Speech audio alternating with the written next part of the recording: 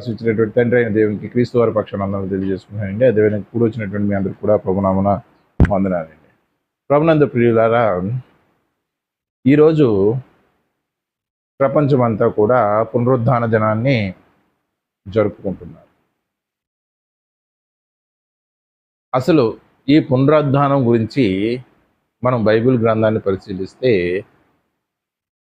పునరుద్ధానం అనేది యేసుక్రీస్తు వారు మనందరికీ కూడా ఇచ్చినటువంటి ఒక నమ్మిక. ఆయన ఏ విధంగా చనిపోయి 3వ రోజున తిరిగి లేపబడ్డారో అదే విధంగా తనను విశ్వసించిన ప్రతి వారు కూడా ఒక రోజున తిరిగి లేపబడతారు అని యేసుప్రభువు వారు మనకి ఇచ్చినటువంటి ఒక నమ్మికయే పునరుద్ధానం. ప్రభునందు ప్రియులారా, ఈ పునరుద్ధానం గురించి బైబిల్ ఏం చెబుతుందో మనం పరిశీలిద్దాం. యోహాను సువార్త 11వ అధ్యాయం, యోహాను సువార్త 11వ అధ్యాయం 25వ వచనం. అందుకు యేసు పునరుద్ధానమును జీవమును నేనే, నా యందు విశ్వసించువాడు చనిపోయినను బ్రతుకును. యేసుక్రీస్తు వారు స్వయంగా పలికినటువంటి మాట.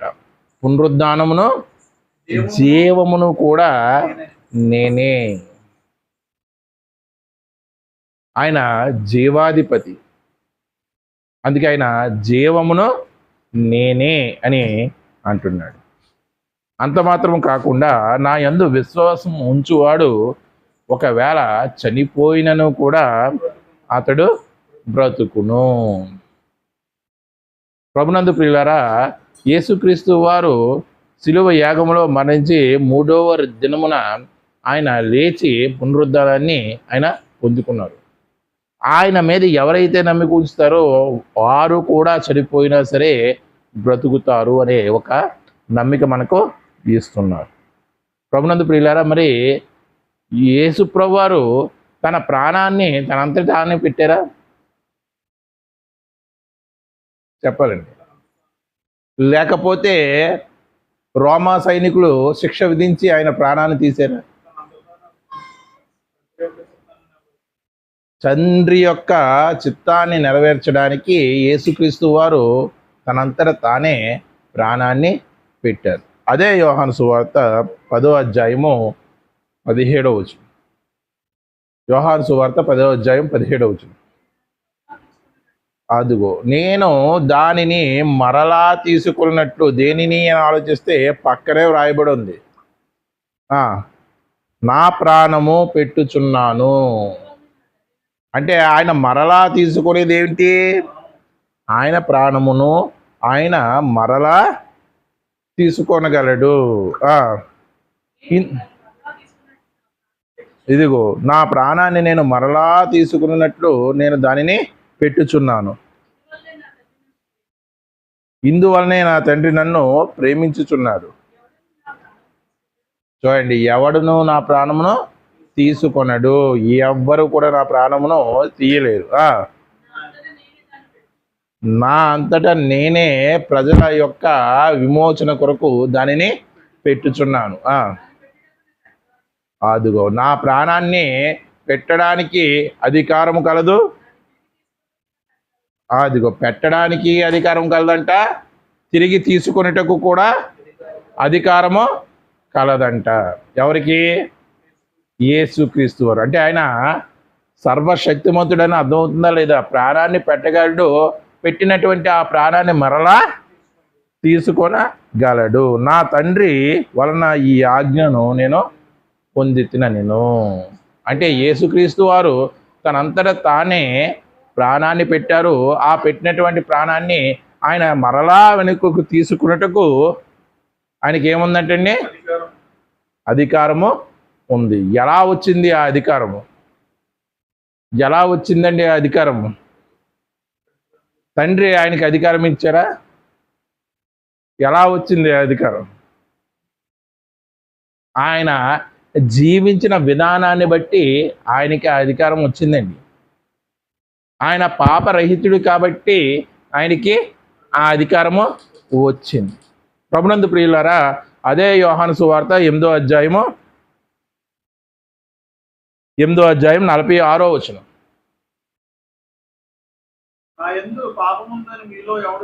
నా యందు పాపముందని మీలో ఎవరు స్థాపించగలరు? అంటే యేసుక్రీస్తు వారు ఈ భూమి మీద బ్రతికిన సంవత్సరాలు ఎన్నండి? 33.5 సంవత్సరాలు. ఆ 33.5 సంవత్సరాల్లో ఆయన ఇంచుమించు 30 సంవత్సరాలు సాధారణ వ్యక్తిలాగా జీవనాన్ని కొనసాగించారు. మిగతా 3.5 సంవత్సరాలు దేవుని రాజ్య సువార్త వెదజల్లారు, వ్యాపింపజేశారు, ప్రకటించారు కదా. అంటే తన జీవిత చివరి అంకంలో పలుకుతున్నటువంటి మాట ఇది. 33.5 సంవత్సరాల జీవిత కాలంలో చివరి 3.5 సంవత్సరాల్లో పలుకుతున్నటువంటి మాట కాదు అది. ఆనాడు యూదులను ఉద్దేశిస్తూ అంటున్నటువంటి మాట, నా యందు పాపముందని మీలో ఎవరు స్థాపించగలరు?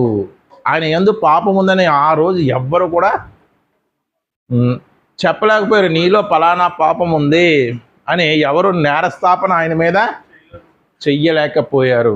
ఇప్పుడు అటువంటి పవిత్రమైనటువంటి జీవితాన్ని బట్టే ఆయనకి ఆ అధికారము వచ్చింది. ఆయన అంటున్నాడు, నా ప్రాణము నాకు పెట్టుటకు అధికారము కలదు, దాన్ని మరలా పొందుటకు నాకు అధికారము కలదు. ఈ అధికారం మామూలుగా వచ్చేసింది. ఆయన తండ్రి అయిన దేవుడు ఊరకనే ఇచ్చేసాడా? ఆయన బ్రతికినటువంటి పవిత్రమైనటువంటి జీవితానికి ఇచ్చినటువంటి అధికారము. అదే తండ్రి అయినటువంటి దేవుడు చెప్పాడు, అన్ని నామముల కంటే పై నామముగా దేన్ని ఎవరిని వచ్చాడు? యేసు నామం. ప్రతి మోకాలు ఎవరి నామమున వంగాలి? యేసు నామమున ప్రతి మోకాలు వంగు. అంత ఆధిక్యత ఎందుకు ఇచ్చాడు దేవుడు? పరిశుద్ధుడిగా నిరూపించబడ్డాడు కాబట్టి. ఇక్కడ ప్రాణాన్ని పెట్టడానికి, దాన్ని మరలా పొందడానికి అధికారం వచ్చింది. అన్ని నామముల కన్నా పైనామముగా ఉండటకి యేసు నామానికి అధికారం వచ్చింది. ప్రతి మోకాలు యేసు నామంలో వంగునట్లు దేవుడు ఆయన్ని హెచ్చించాడు. ఇదంతా ఎలా వచ్చిందంటే ఆయన పవిత్రమైనటువంటి జీవితాన్ని బట్టి. మరి అధికారము వచ్చింది. ఆ అధికారము వచ్చినప్పటికీ కూడా ఆయన మరణించారా లేదా? మరణించారా లేదండి? శిలువ యాగంలో మరణించారా లేదా? మరి మరణించిన ఆయన 3వ రోజున లేచారు. మరి ఏ విధంగా ఆ ప్రక్రియ జరిగింది? ఏ విధంగా ప్రక్రియ జరిగింది? చనిపోయిన ఒక వ్యక్తి మరలా తిరిగి లేవడం ఏమిటి? మరలా పునరుద్ధరించబడడం ఏమిటి అని ఆలోచిస్తే, ఈ లోకంలో ప్రతి వ్యక్తిని మరణం ఏం చేస్తుందంట? ఏలుబడి చేస్తుంది. మరణం ఏం చేస్తుంది? ఏలుబడి చేస్తుంది. మరణం ప్రతి వ్యక్తిని బంధిస్తుంది. అర్థమైందండి? ప్రతి మనిషిని మరణం ఏం చేస్తుంది? ఏలుబడి చేస్తుంది, బంధిస్తుంది. కానీ ఆ మరణం యేసు ప్రభువారిని ఏలుబడి చేయలేకపోయింది. యేసు ప్రభువారిని ఎటువంటి పరిస్థితుల్లో కూడా బంధించలేకపోయింది. అందుకే ఆయన పునరుద్ధానం జరిగింది. అర్థమైందండి? అపోస్తుల కార్యం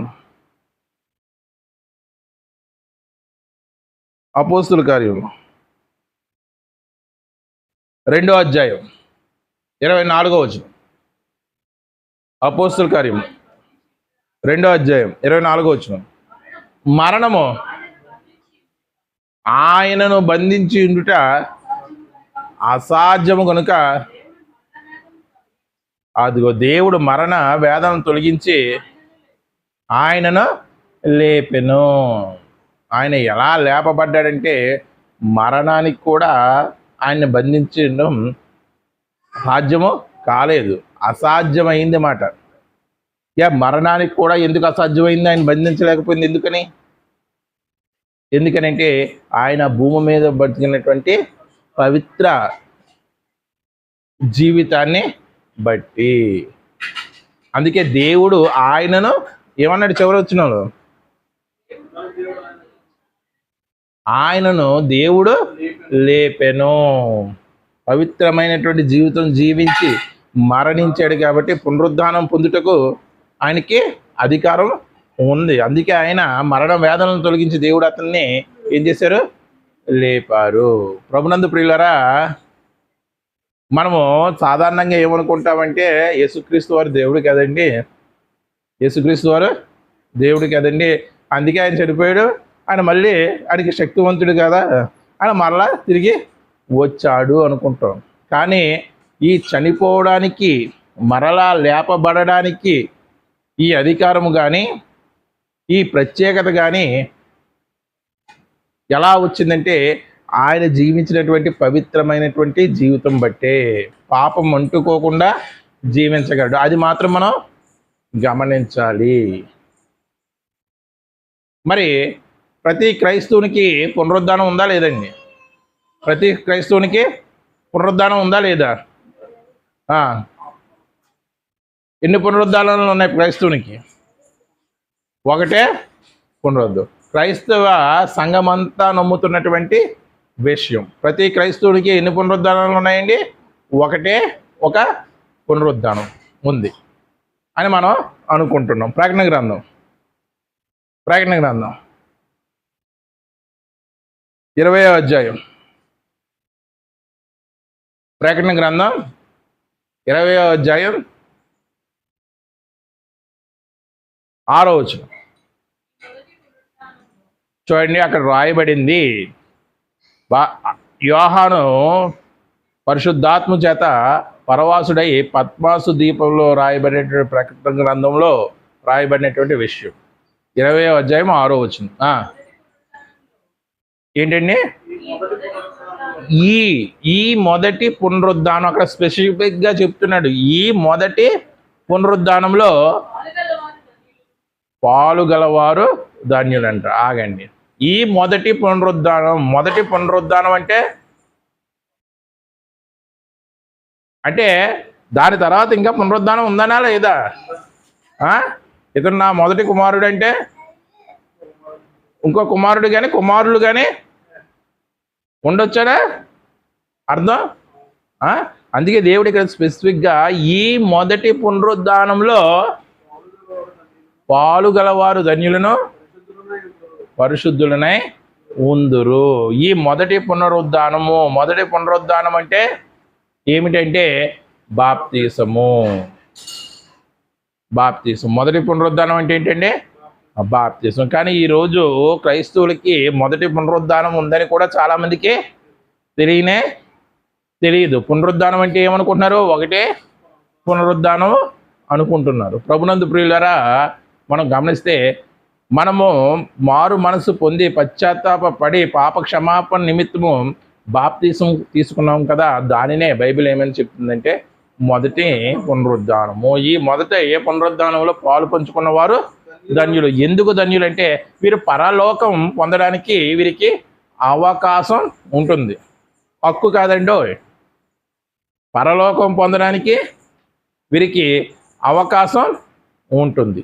అంటే వీరి విశ్వాస జీవితాన్ని రెండో పునరుద్ధానం వరకు కూడా చక్కగా కొనసాగిస్తే వీరు రెండో పునరుద్ధానాన్ని కూడా పొందుకుంటారు. అర్థమైందండి? అందుకే ఈ మొదటి పునరుద్ధానంలో పాలు పొందిన వారు ధన్యులు.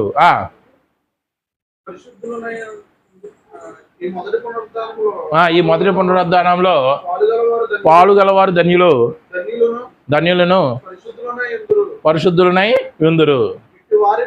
ఇట్టి వారి మీద అదిగోండి రెండవ మరణానికి అధికారం లేదు. మనుషులకి ఎన్ని మరణాలండి? మనుషులకి ఎన్ని మరణాలు? 2. ఏమిటి? భౌతికపరమైనటువంటి మరణము, ఆత్మపరమైనటువంటి మరణం. భౌతికపరమైనటువంటి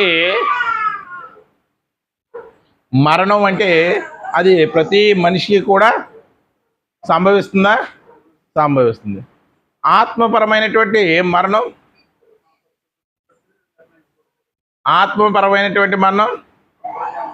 మన పరిశుద్ధతను బట్టి, మన క్రియలు బట్టి, మన విశ్వాసాన్ని బట్టి అది నిర్ణయించబడుతుంది. కానీ ప్రతి మనిషి కూడా పాపి అని బైబిల్ చెప్తుంది. రోమీయులకు రాసినటువంటి పత్రిక 3:23 అపోస్తలుడైన పౌలు రోమీయులకు రాసిన ఏ భేదమును లేదు, అందరూ పాపము చేసి దేవుడు అనుగ్రహించు మహిమను పొందలేకపోతున్నారు. అందరూ పాపము చేస్తే అందరినీ మరణం ఏం చేస్తుంది? ఏలుతుందా లేదా? మరణం ఏలుతుందా లేదా? అటువంటి మరణం ప్రతి మానవుని కూడా భయంకరమైనటువంటి మరణం ఏలుతుంది. మరి ఏ విధంగా మరణించాం? ఏ విధంగా మనం మరణించాం అంటే మరణం మనల్ని ఏలుతుంది, లేకపోతే మరణం మనల్ని బంధించి ఉంచింది అంటే మనం మృతులమా కాదా? జీవించుతున్నావన్న పేరు నీకు ఉన్నదే కానీ నువ్వు మృతుడవే. అదే మరొక మాటలో మనం గమనిస్తే ప్రభునందు ప్రియులారా, ఎఫెసీ పత్రిక 2:1 ఎఫెసీ పత్రిక 2:1 ఎఫెసీ పత్రిక 2 మీరు అపరాధముల చేతను పాపముల చేతను మీరు చచ్చిన వారై ఉండగా ఆయన మిమ్మును క్రీస్తుతో కూడా బ్రతికించును. జీవించుచున్న అన్న పేరు నీకు ఉన్నది కానీ నువ్వు మృతుడవే అన్నాడు. మీరు అపరాధముల చేతను పాపముల చేతను చచ్చిన వారై ఉండగా క్రీస్తుతో కూడా దేవుడు మనల్ని ఏం చేశాడంట? బ్రతికించి ఉన్నాడంట. అంటే ప్రతి మనిషి కూడా దేవుని దృష్టిలో ఏమై ఉన్నాడంటే పాపము వలన ఏమై ఉన్నాడంటే మృతుడై ఉన్నాడు. పాపం వలన మరణం ప్రతి మనిషిని ఏలుతుంది. పాపం వలన మరణము ప్రతి మనిషిని బంధించి ఉంచుంది. ఇటువంటి బంధకాల నుండి ఇటువంటి పాపం నుండి మనిషిని యేసుప్రభు వారు ఎలా విడిపించారో ఒకసారి మనం హెబ్రీ పత్రిక 13వ అధ్యాయం హెబ్రీ పత్రిక 13వ అధ్యాయం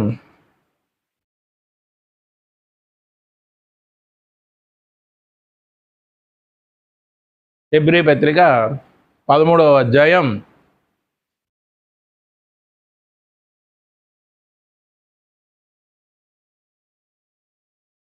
తీసారండి 12వ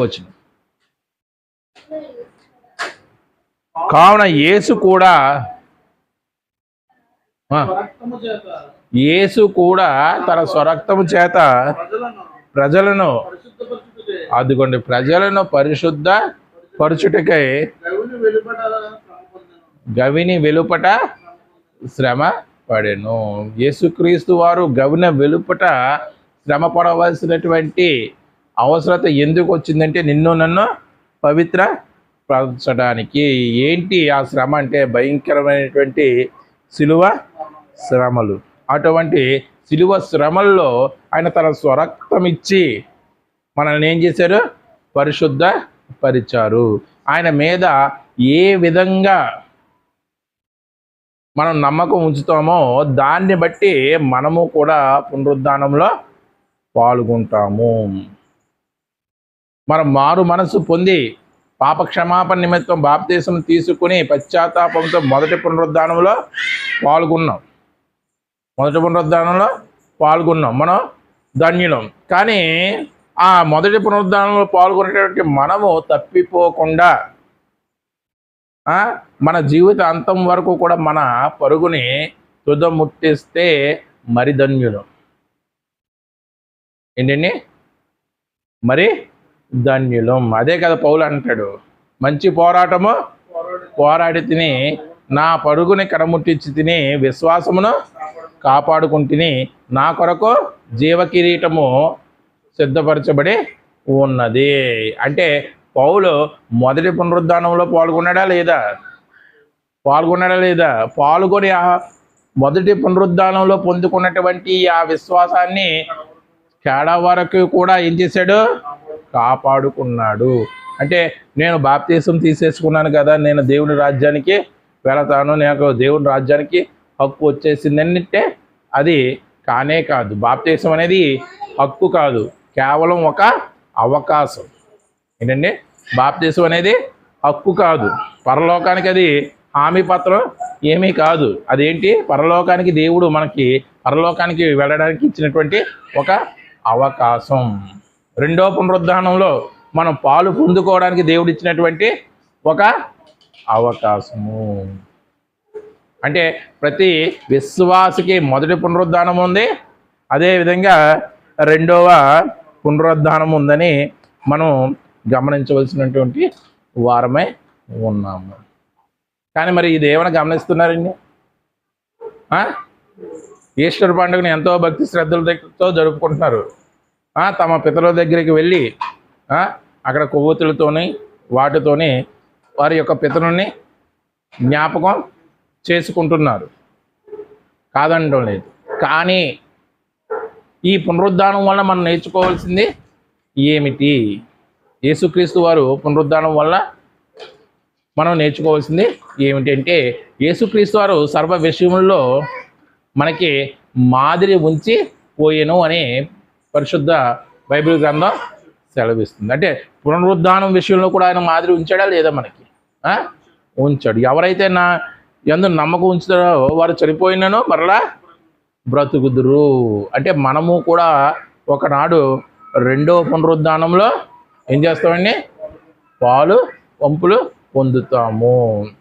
ఇది మర్చిపోయారండి. ఇది ఏం చేశారు?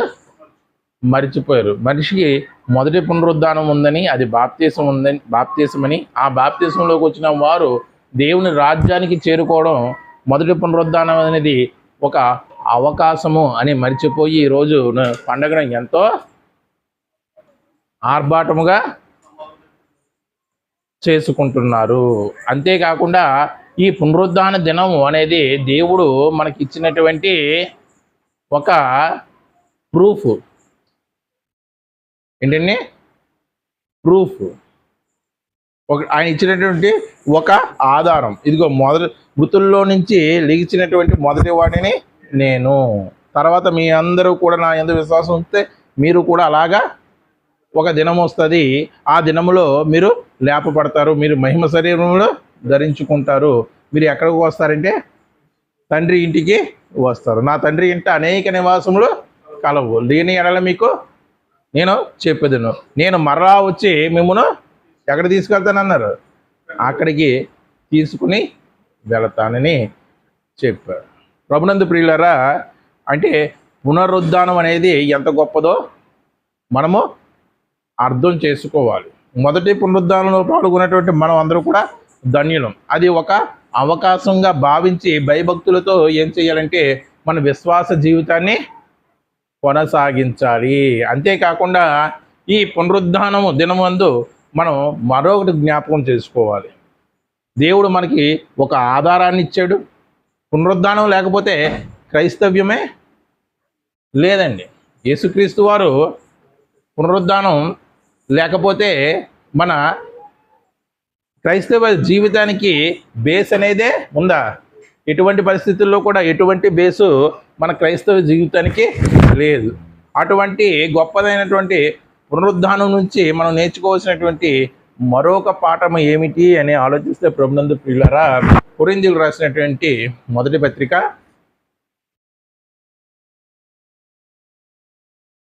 11వ అధ్యాయం 24వ వచనం చదవండి ఒక్కసారి. కొరింథీయులకు రాసినటువంటి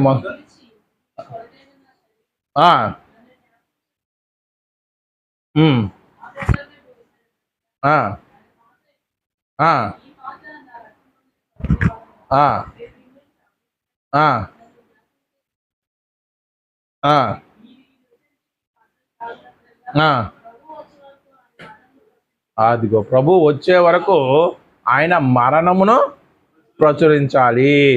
లోకంలో చాలామంది మరణాలు జరుగుతూ ఉంటాయి, కానీ అందరినీ మరణాన్ని ప్రచురిస్తూ ఉంటామండి మనం. ప్రచురిస్తామండి? ప్రచురించము. ఒకవేళ ప్రచురిస్తే కొన్ని రోజులు, అంతే కదా, కొన్ని వారాలు, లేదా కొన్ని నెలలు, మహా అయితే కొన్ని సంవత్సరాలు. తర్వాత ఏం చేస్తాము? మర్చిపోతాము. కానీ దేవుడు మన మీద పెట్టినటువంటి బాధ్యత ఏంటంటే, యేసు మరణాన్ని నువ్వు నీ జీవితాంతము కూడా ప్రచురించాలి. ఇదిగో ఆయన మన కొరకు ప్రాణం పెట్టి మరణించి 3వ రోజున తిరిగి లేచాడు అని నువ్వు నీ జీవిత పర్యాంతము కూడా ప్రచురించవలసినటువంటి బాధ్యత నీకు ఉంది అని దేవుడు మనకి ఈ వాక్యంలో గుర్తు చేస్తున్నాడు. ప్రభునందు ప్రియులారా, చూడండి, ఆయన మరణానికి ఒక ప్రత్యేకత ఉంది. ప్రపంచంలో ఎవరి మరణం కూడా ఇంతలాగా ప్రచురింపబడి ఉండలేదు. ఇప్పటికీ ఆయన మరణం ప్రచురించబడుతుంది. ఆయన పునరుద్ధానం ప్రచురించబడుతుంది. అంత గొప్ప పునరుద్ధానం అండి. అటువంటి పునరుద్ధానంలో ఆయన పాలు పంపులు పొంది మనల్ని పాలివారిగా ఆయన చెయ్యాలని భావిస్తున్నారు. అందుకే ఆయన పునరుద్ధానాన్ని గుర్తు ఎరిగి మొదటి పునరుద్ధానంలో పొందుకున్న వారు, పాలు పంపులు పొందుకున్న ప్రతి ఒక్కరూ కూడా రెండవ పునరుద్ధానంలో, క్రీస్తు రాకడలో జరిగేటువంటి ఆ రెండవ పునరుద్ధానంలో ప్రతి ఒక్కరూ పాల్గొనాలనేదే దేవుడి యొక్క ఆశ. అందుకే క్రీస్తు రాకడ కూడా ఆలస్యం. ఎందుకంటే అనేకులు వచ్చి ఈ మొదటి పునరుద్ధానంలోనూ రెండవ పునరుద్ధానంలో పాలు పంపులు పొందుకోవాలనేదే దేవుని యొక్క ఆశ. ఈరోజు ప్రపంచమంతా కూడా పునరుద్ధాన పండుగ జరుపుకుంటుంది, కానీ ఆ పునరుద్ధానంలో ఉన్నటువంటి పరమార్థాన్ని మాత్రం ప్రపంచం గుర్తే ఎరగటలేదు. మనకైతే దేవుడు తన వాక్యం ద్వారా ఈరోజు మనకి బయలుపరిచాడు. ప్రార్థన చేసుకుంటాం.